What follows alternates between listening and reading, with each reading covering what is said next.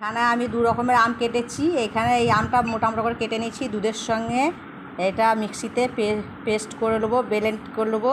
আর এই আমগুলোকে কুচি কুচি করেছি, এটা উপর দিয়ে সাবুর সঙ্গে দেবো। তো তোমরা দেখো কিভাবে করছি। আর এখানে দুধ গরম করে নিয়ে ঠান্ডা করতে দিয়েছি। মিক্সির মধ্যে চিনি দিয়ে দিচ্ছি, আর আমগুলো যেগুলো মোটা করে কাটা আছে ওগুলো দিয়ে দিচ্ছি।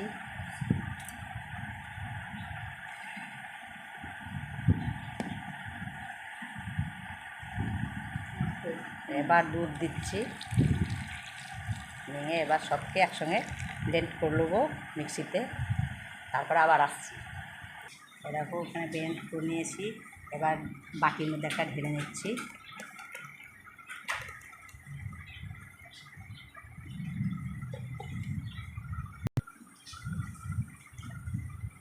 আমি যে সাবুটা ভিজিয়ে রেখেছিলাম এবার দিয়ে দিচ্ছি। মোটা দানার সাবু, এটা মোটা দানার সাবু দিয়েই ভালো লাগে।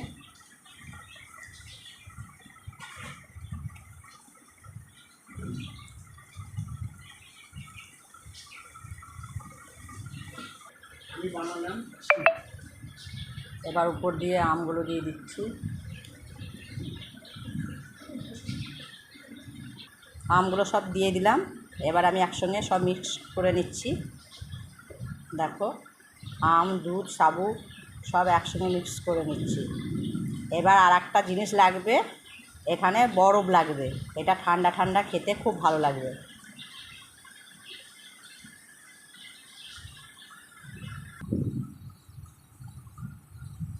দেখো কত সুন্দর হয়েছে, দেখতেই কত সুন্দর লাগছে।